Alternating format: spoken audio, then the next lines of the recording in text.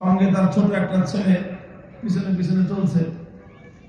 এখন লোকটা গাধার পিঠে সওয়ার হয়ে যাচ্ছে আর তার ছোট ছেলেটা গাধার পিছনে পিছে হেঁটে হেঁটে আসতেছে।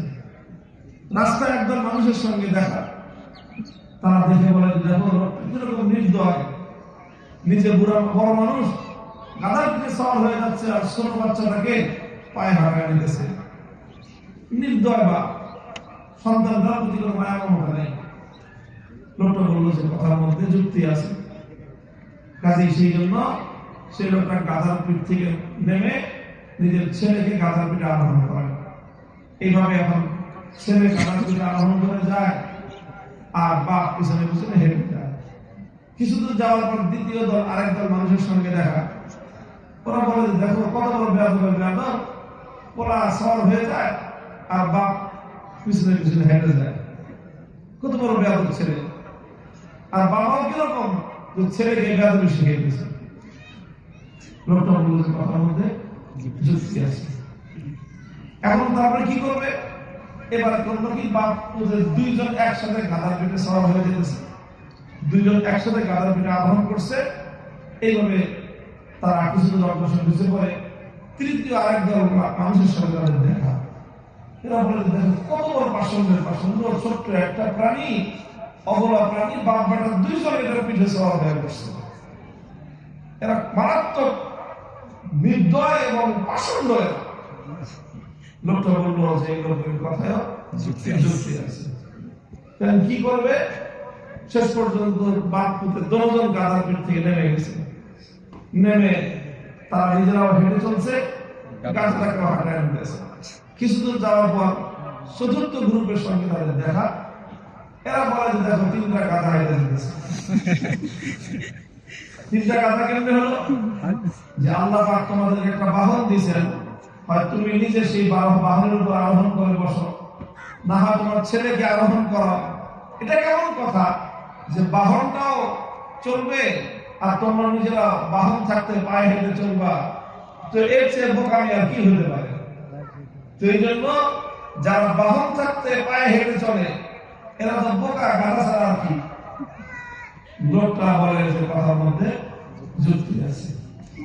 এখন এলো চিন্তা করা শুরু করলো যে এখন করবো কি? আমি একা আরোহণ করলাম, আমি হলো নির্দয় বাপ, ছেলেরে আরোহণ করাইলাম, ও হলো বেয়াদব ছেলে। দুইজন আরোহণ করলাম, হইলাম পাষণ্ড আরোহী, আর দনজন নিচে নামলাম, হইলাম দনজন গাধা। এখন যেটাই করি সেটাই তো দেখা যায় যুক্তি দেখি না। শেষ পর্যন্ত লোকটা যুক্তির পাল্লায় পড়ে বিরক্ত হয়ে গেছে। বিরক্ত হয়ে গাধাটাকে ছেড়ে দিয়েছে। যাক, গাধাটার সাথে থাকলেই সমস্যা, তো গাধার সাথে থাকলে সমস্যা, গাধাও নাই, এই ধরনের কোন প্রশ্ন নেই। তো গাধাটা যখন ছেড়ে দিয়েছে, গাধা আস্তে আস্তে চলে গেছে জঙ্গলে। এখন তো সে খালি হাতে বাড়িতে ফিরে আসছে। আর বাড়িতে তার বিবি অপেক্ষা করতেছিল যে গাধাটা বিক্রি করে 10-12,000 টাকা নিয়ে আসবে, আর সেই টাকা দিয়ে তার অনেক বিশাল প্ল্যান, অনেক বড় কাজ। তার জিজ্ঞাসা করছে, তুমি গাধা বিক্রি করছো কত টাকায়? এখন তো বলতে পারে না, বলে যে গাধা তো বিক্রি করতে পারিনি, কিন্তু গাধা কই? পরে বললো যে যুক্তির পাল্লায় পড়ে শেষ পর্যন্ত আমি গাধা ছেড়ে দিছি, গাধা তো চলে গেছে জঙ্গলে। এখন তো বাড়ির মহিলা এমন খেপা খেপছে, সে বাড়ির ভিতর থেকে একটা ঝাড়ু নিয়ে আসছে। ঝাড়া বলে, ঝাড়া নিয়ে এসে বলে যে খবরদার, জঙ্গল থেকে গাধা তালাশ করে বিক্রি করে টাকা নিয়ে তারপর বাড়িতে আসবা। এর আগে যদি বাড়িতে আসছো তাহলে ঝাড়ার বাড়ি একটা মাটিতে পড়বে।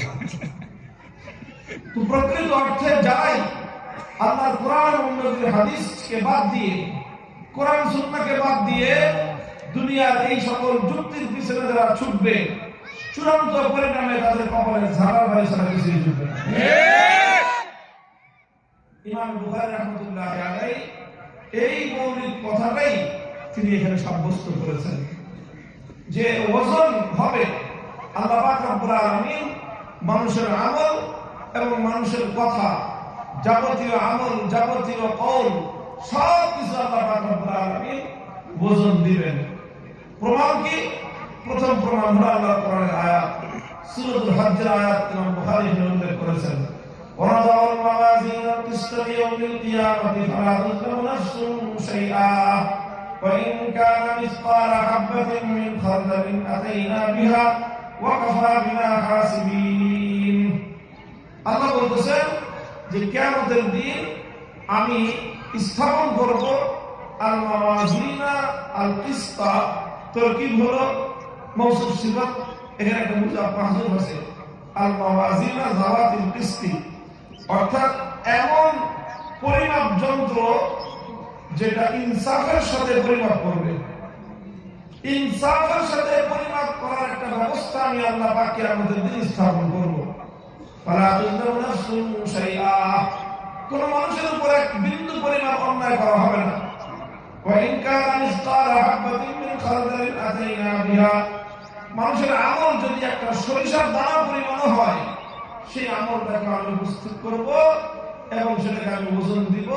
ওয়া কাফা বিনা হাসিবিন, আর এই সমস্ত কোটি কোটি কোটি কোটি মানুষের সকল আমলকে উপস্থিত করে ওজন দিয়ে এটাকে পরিমাপ সাব্যস্ত করার জন্য আমি আল্লাহ একাই যথেষ্ট। কোরআনের আয়াতের দ্বারা সাব্যস্ত হয়ে গেল যে আল্লাহ পাক রব্বুল আলামিন মিজান সাব্যস্ত করবেন, মিজান স্থাপন করবেন। এক সময় মিজানের অনুবাদ করা হতো দাড়ি পাল্লা, কিন্তু আসলে মিজানের অর্থ শাব্দিক অর্থ দাড়ি পাল্লা নয়, বরং মিজান এটা ইসমে আলার সিলা মা ইউজানু বিহি, প্রত্যেক ওই যন্ত্রকে বলা হয় যেটার দ্বারা পরিমাপ করা হয়। তো পরিমাপ করা হয় শুধু দাড়ি পাল্লা দিয়ে নয়, বরং এক এক জিনিস এক এক বস্তুর দ্বারা পরিমাপ করা হয়। চাল, ডাল, আলু, পটল এগুলো না হয় দাড়ি পাল্লা দিয়ে ওজন দেওয়া হয়।